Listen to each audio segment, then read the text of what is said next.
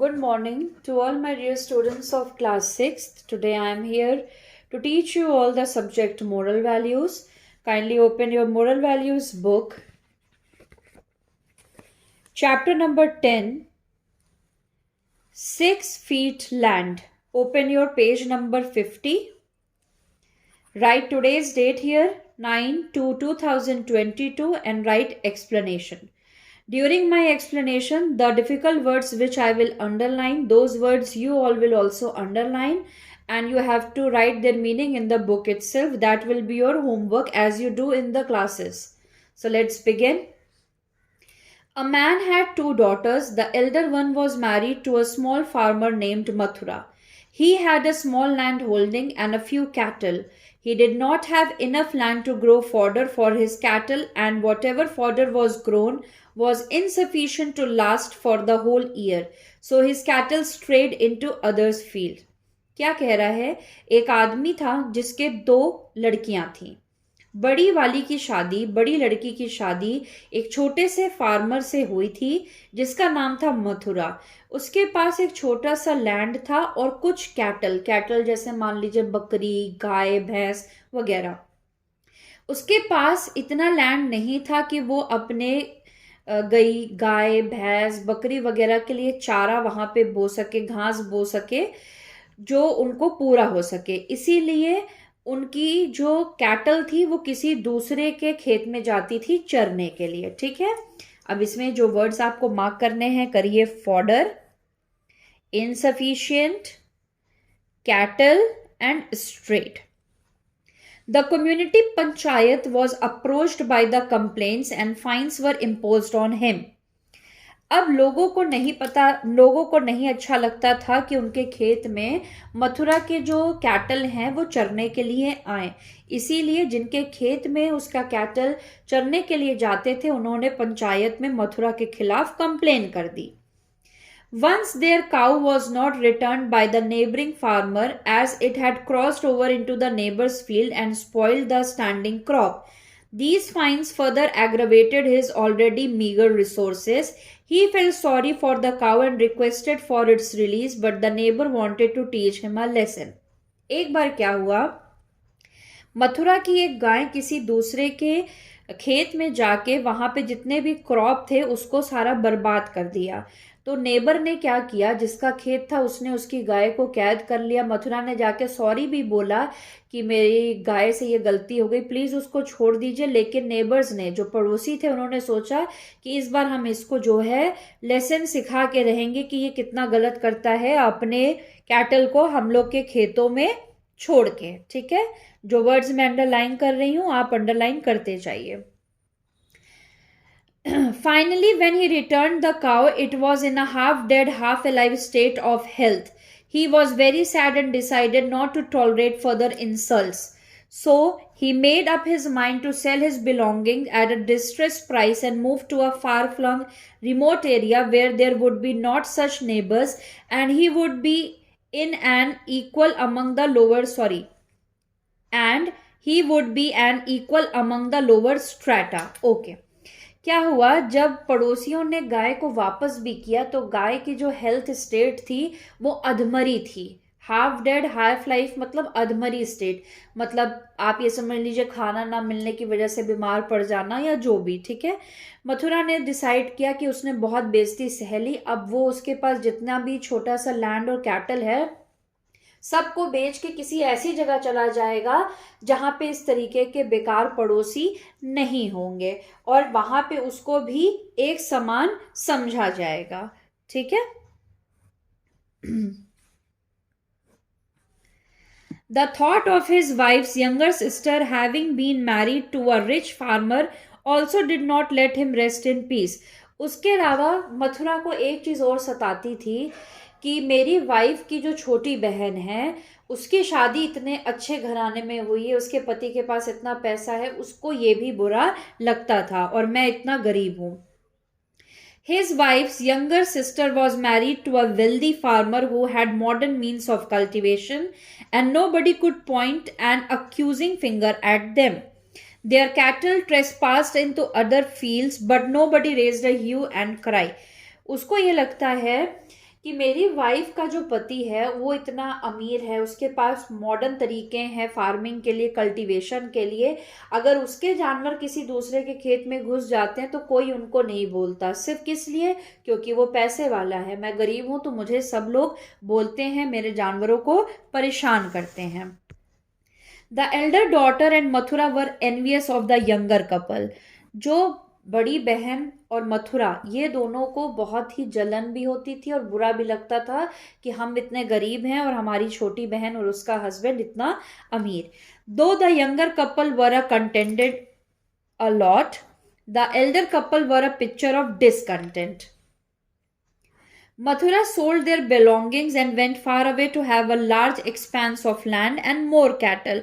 But there also their neighbors were richer and more influential. Mathura ने अपना land और cattle को बेच के दूर चले गए कहीं पे, ये सोच के कि वो वहां जाके खूब सारी जमीन और कैटल खरीद लेंगे। लेकिन वहां पे भी उनको ऐसे ही पड़ोसी मिले जो बहुत ही अमीर थे, मथुरा और उसकी वाइफ से ज्यादा। And they were ill at ease to see all this, and after some time thought of disposing of all their belongings they had and moved beyond the Volga river. अब मथुरा ने डिसाइड किया कि अब वो फिर से सारा सामान बेच के वोल्गा रिवर के उस तरफ चला जाएगा।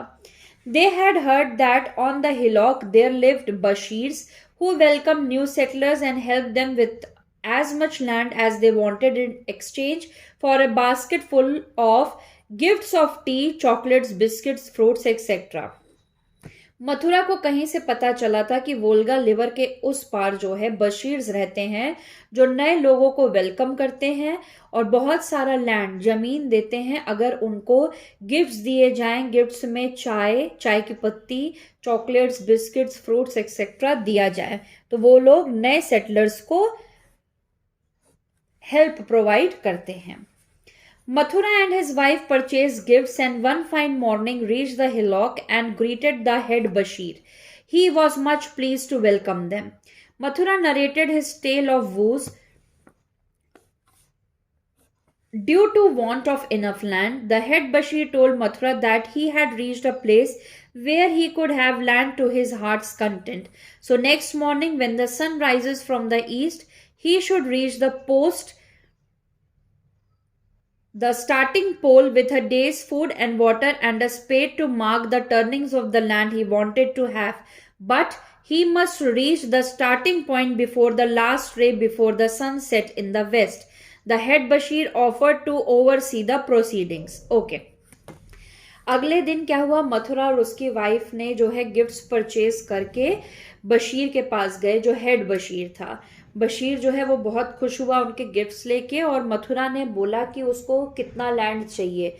तो बशीर ने कहा तुम बहुत सही जगह आए हो, यहाँ पे तुम्हें तुम्हारे मन के मुताबिक जो है जमीन मिलेगी, बशर्ते तुम्हें सुबह सुबह जब सूरज निकलेगा ईस्ट से तुम्हें वहां पे पहुंच जाना चाहिए जहां से तुम्हें लैंड चाहिए, और सूरज ढलने से पहले तुम्हें वहां पे पहुंच जाना चाहिए जहां तक का लैंड तुमको चाहिए। तो बशीर की शर्त यही थी कि जहां से लैंड चाहिए वहां से आपको शुरू करना है सुबह की पहली किरण से, और वहां पे खत्म करना है जब लास्ट सूरज डूबता हो, तो उतना लैंड मैं तुम्हें दे दूंगा। The next morning the Bashir set up a tent on the hillock, which was also the starting as well as the terminating point for Mathura. Since the sun rose from the east, the hillock being at a higher level was the first to have the sun rays.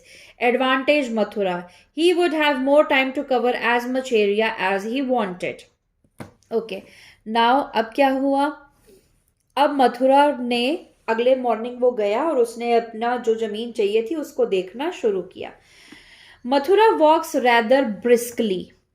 He pauses, wants to take some food, then doesn't, saying to himself, food I have every day, let me have more land today. Mathura जो है इतनी तेज चलने लगा, उसने सोचा मैं जितना चलूंगा मुझे उतनी जमीन मिलेगी। उसको भूख लग रही थी, प्यास लग रही थी, लेकिन फिर भी वो ना कुछ खा रहा था ना पी रहा था। उसने मन में सोचा कि खाना और पानी तो मैं रोज खा लेता हूँ, रोज पी लेता हूँ, आज मुझे जमीन चाहिए तो मैं इतनी तेज चलूंगा और इतना ज्यादा चलूंगा जिससे मुझे ज्यादा से ज्यादा जो है जमीन मिले। उसके बाद क्या हुआ, The sun is over his head and willy-nilly he puts a mark with his spade and turns to the other side perpendicularly. अब जैसे ही उसने देखा कि अब जो है सूरज सर पे आ गया है और अब ढलने का टाइम हो गया है, तो अब उसने तुरंत टर्न ले लिया जहां तक उसको जाना था. After walking for 2 hours, he looks at the sun and finds it's less warm and put a mark with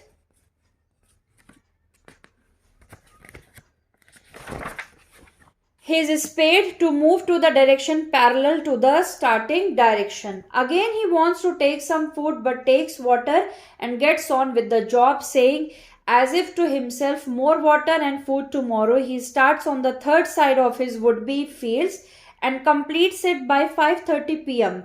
And after putting a mark with his spade, starting on the last leg of his journey, as the sun cannot be seen from his side, it being at the rear of the hillock where the Bashirs are waiting for him, he asks to rush up the remaining distance to the winning post.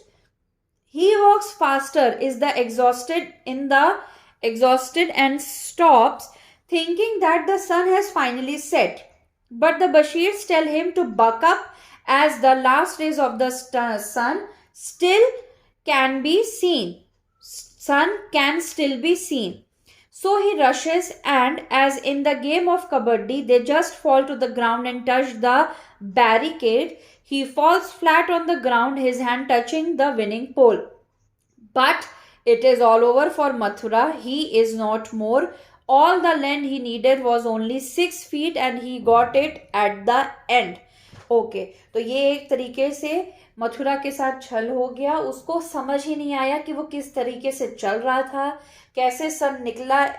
क्यों? क्योंकि hillock जो बना हुआ था, ठीक है, जो हिल बना हुआ था उसके पीछे से उसको सन का डायरेक्शन ठीक से समझ में ही नहीं आया. उसने सोचा कि मैं जैसे चलूंगा मुझे ज़्यादा से ज़्यादा जगह मिलेगी, लेकिन अल्टीमेटली उसने एक छोटा सा सर्कल लिया जिसकी वजह से अंत में उसके हिस्से में सिर्फ और सिर्फ 6 फीट लैंड आया. तो ये यहाँ पे मथुरा की फिर से एक बार हार हो गई. बेसिकली इस चैप्टर से हम ये समझते हैं कि लालच जो है वो बुरी बला है.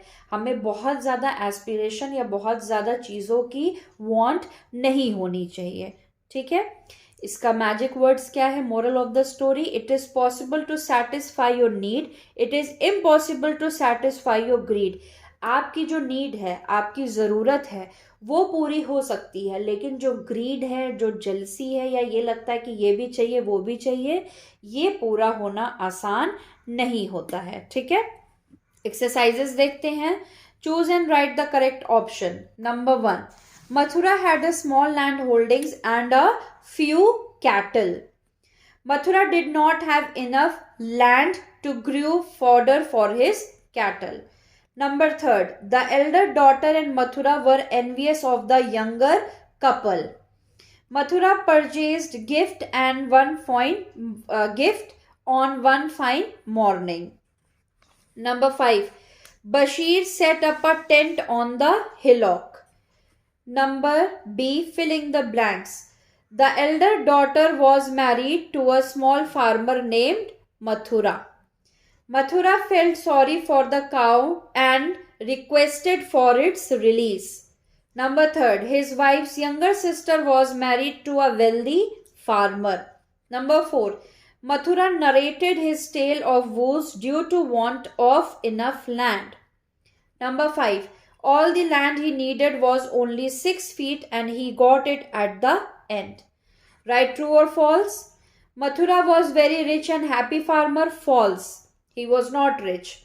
Number 2, the head Bashir offered to Mathura 6 feet land. False. No. Mathura को 6 feet land बशीर ने नहीं ऑफर किया था, उसने खुद वो चुना था. Number 3, Mathura did not eat or drink but only walked to make with spade as much land as possible. True. The younger sister was jealous of her elder sister and Mathura. False. Younger sister नहीं, elder sister jealous थी. False, false, true, false. So इसी के साथ हमारा chapter number 10 moral values complete होता है. Explanation and exercises जो difficult words मैंने मार्क किए हैं उन्हें आप भी मार्क करके उसकी मीनिंग सर्च करके बुक में लिखेंगे। क्वेश्चन आंसर्स आपको होमवर्क में मिल जाएंगे। That's all for the today's class. Thank you very much.